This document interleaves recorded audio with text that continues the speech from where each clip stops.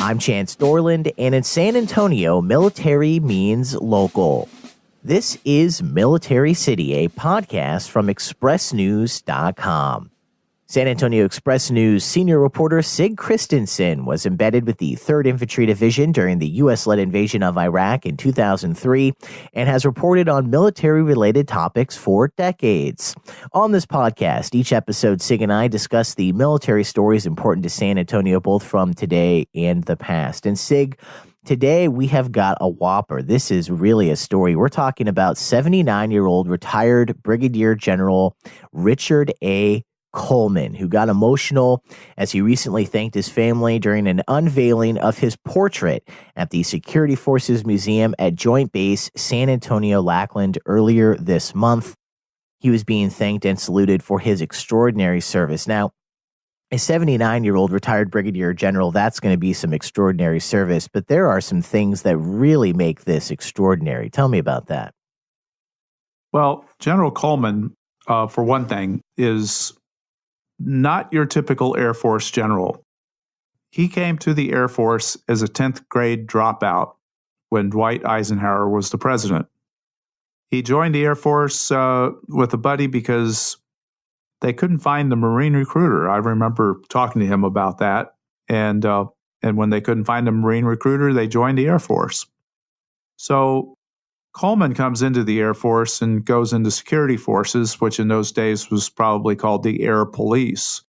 And he basically learns everything there is to know about soldiering in the Air Force. That's what the security forces is. They defend bases. And it was a job where at one point the Army did the defensive bases outside of the base, and the Air Force was responsible for policing the interior of the bases. The Army didn't really want to do the job, and the Air Force ended up doing it better. So one of the great moments in the history of the security forces, or Air Police, was their defense of Tan Son Nhut Air Base during the Tet Offensive. They did a remarkable job of protecting their base and killing the enemy. And General Coleman was an enlisted man during the Vietnam War, and he later was an officer who helped evacuate the embassy in Saigon. So we're talking about a man who fought as an officer and as an enlistee. And he came into the officer corps through the Bootstrap program, which was a program that saw really good enlisted people elevated to officer status. The other way you could get a job like that was to be given a battlefield commission, which did happen. Particularly, you hear about it in World War II. Audie Murphy gets a battlefield commission and is perhaps the most famous soldier to come out of the Second World War other than General Patton. So General Coleman is basically an airman with a soldier or a Marine's mentality. And he has a great understanding of base defense.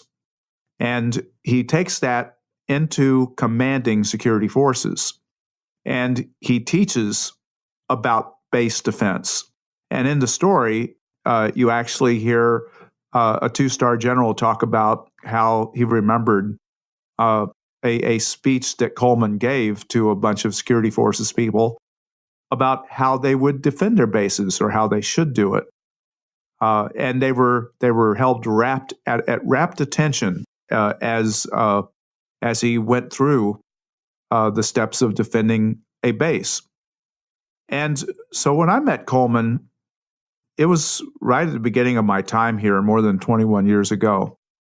And he was a legend already. He was known for basically putting his DNA into security forces, right down to the beret that they wear. It's a beret with a falcon and I think a lightning bolt.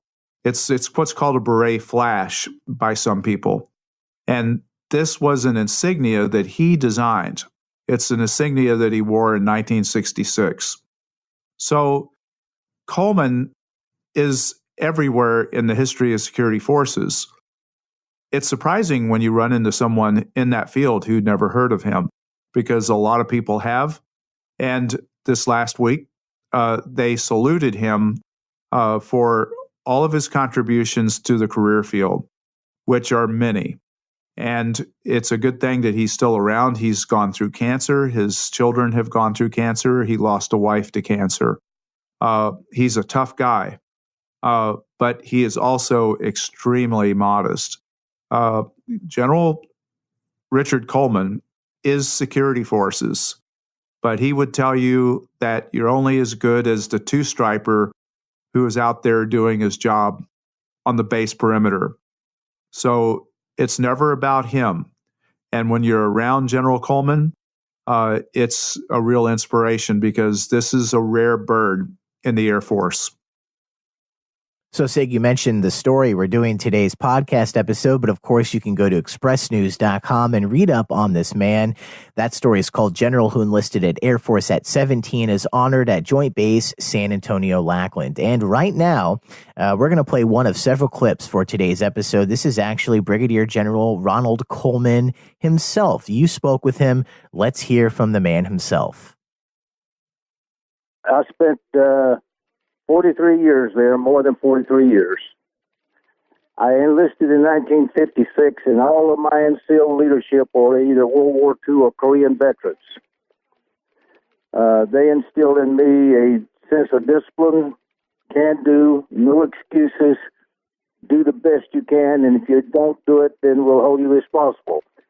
And I had some very good models. I had some good, outstanding senior NCOs that tutored me along the way. I had some good commanders that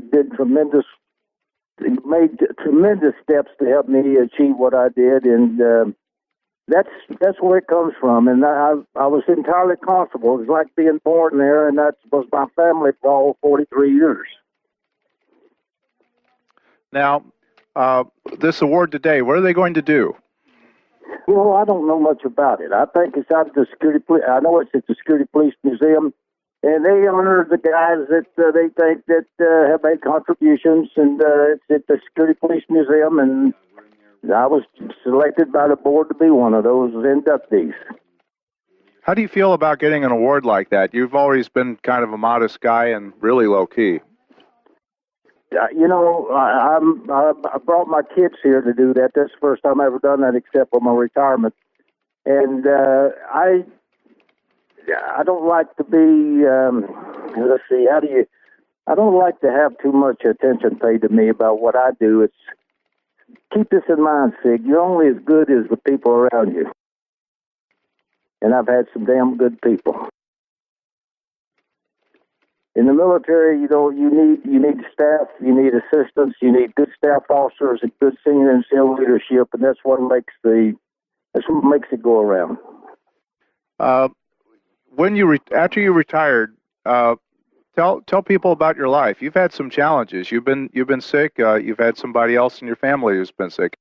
Well, it's when I retired, I went to work for DynCorp International for about 9 years. Served all over the world in that capacity: Iraq, Afghanistan, Philippines, Colombia, anywhere in the Middle East. But anyway, I did that for about 9 years. Then I had some back problems, had to have operations, hip replacement. Then 2 years ago, I lost my wife to cancer. And I've had cancer, which I've recovered from. And my daughter... Both daughters have had it, and they're recovering fine. So I'm thankful for what I got. Are there any lessons you can impart to people about that particular thing? Health problems are they're different. Is there anything you learned from that? Don't let it define you. Be who you are, fight it, and get on with your life. Generally speaking, I guess, how do you see the world these days? You've lived a long time, and you've seen a lot. You You were in Vietnam. You've been part of the war on terrorism. Have you come away with any particular thoughts about the world and your place in it? You know, I'm like everybody else. I see events, and as they evolve, there's philosophies that are different from mine. So I just want to stick to the old time values of what I was raised and grew up with. So that's about the way I see the world, Sig. Tell people what those old time values are. Well, hard work, get an education, raise your family right, and if you have a profession, then be professional about it. If you had to say what was most important in the world, what is most important? My family. Amen. I'll take that to the bank, sir. If you had anything to say about how you see the Air Force today and the military, is it better than ever? What do you think? You know what? I talk with my folks about this all the time. I see a bunch of young airmen that need leadership just like they always did. I see an Air Force that's evolving, and as the nation evolves and changes, and I leave it at that. I stay in close touch with some of the security forces units, and I see good troops that just like they were 25, 30, 40 years ago. All you need is good leadership. And if you had to define leadership, how would you define it?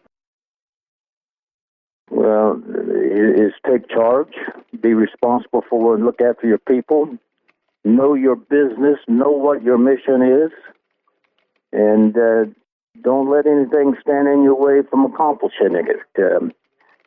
Take care of your people first, and they're going to take care of you in the mission. So one of the things that is worth noting is that Coleman, when he retired 20 years ago, was one of only 9 enlisted men who rose to general. I'm going to tell you about another man who is quite a lot like him, who did the same thing. That would have been Chuck Yeager, the test pilot, who was elevated into the flying corps through a program called the Flying Sergeants Program. And you know, by the way, Yeager got sick on his first flight, and he didn't think that flying was for him at all, but you know the rest of the story. He became a great test pilot. But they're a lot alike. They don't give long answers to questions. They don't talk about themselves so much. And they talk about what they did and why they did it. And it wasn't about them. It was about their country. It's pretty interesting that 2 of these guys who were enlisted men, and they were in 2001, they were among 9 people who had gone from enlistee to general. Not many out there. But Coleman is that kind of guy. He is a low-key, self-effacing, and humble fellow. And he'll tell you that he does what he does for his country. And he will also tell you that it's not about him, it's about his men. It's really something to be around because there are a lot of generals out there, and I guess I'll piss somebody off by saying it, but there are an awful lot of generals out there with ego, and I could rip their names off just one after another who I've run into over the years. These guys have no ego. It's a really important thing to take note of because you just don't find people like that around very much. Not in any business, but especially in a business where when you've got stars on your shoulders, you're a real star. So as I mentioned, Sig, several clips in today's episode, we're all talking about the same person, though. And one person you interviewed to talk about the man of the hour, Brigadier General Ronald Coleman, was another military man, retired Chief Master Sergeant Jerry Nelson. Why did you speak with Jerry Nelson? Well, Jerry actually did not work for Coleman, but he knew him and knows him well. And he, of course, is an enlisted guy himself. And so it was interesting to sit with him and talk about this man that we both know in different ways. And Jerry, I thought, had a really good NCO perspective to this story, and he also knows Coleman so well that it would have been a shame not to have had him in the story. So we sat down and talked. His footprint is all over security forces, combining the career field, bringing CADA for combat arms. As I said, he recreated the military working dog program on the requirements for dog handlers. He is the father of the dog breeding program in the Air Force. He generated that. He built the Security Forces Center and split his staff up, Washington and here, so that his deputy was here in San Antonio. He is the guy that created, in 1966, Tech Sergeant Richard Coleman at that time was in something called Safe Side. I was in it in 68. Safe Side? He went and was selected to go to Ranger School. He wound up getting out and getting his degree. Came back in, and so he had actual combat experience in Vietnam as an enlisted guy at Phuket. He also had combat experience because he led the evacuation of the embassy in Saigon in 1975. He also created something called the 820th Security Forces Group down at Moody Air Force Base. He, with the approval of Chief of Staff, General Robert Fogelman, created that group in 1997 in the mold of the old Safe Side program in 1966 to 70. And they are, as we speak, deployable to anywhere in the world at any time on a moment's notice. And they're all over Southwest Asia. They were in Niger. They're everywhere. He is also the guy that created the flash that all security police now wear on their berets. Yeah, it's the security forces. The Falcon. And that Falcon was what he wore in 1966 as a member of Safe Side when he graduated training in Schofield Barracks, Hawaii. You call it what do you call that? The crest. A crest. Beret crest. Yes, sir. A lot of people call it a flash. Beret flash, either one. Depends on how old you are. But his footprint is still to this day. He retired in 2000. His footprint is all over security forces today. And he is, in my opinion, the most respected director, commander of security force that we've ever had. But as you can see in his comments tonight, it's heartfelt. What he does for security forces and what he's done for 44 years, that was the love of his life. And it's hard to find somebody that did a job that long that still gets emotional when he talks about it. And today in the audience we had people that Paul Casuta was a lieutenant when he knew him. There's people here that grew up with him. Yeah, he talked about this being his family. Yeah, it is. It's written all over. I never worked for him, but he's a friend of mine, and I play golf with him all the time. I think the world of it. And then our final clip here is Major General Brad Spacey. You spoke with him, Sig. Tell me a little bit about the Major General and your final thoughts before we say goodbye. Well, Spacey was in security forces, and he was once, as you will hear in the clip, was once at an event where Coleman spoke about his experience defending bases in Vietnam, the Philippines, and elsewhere.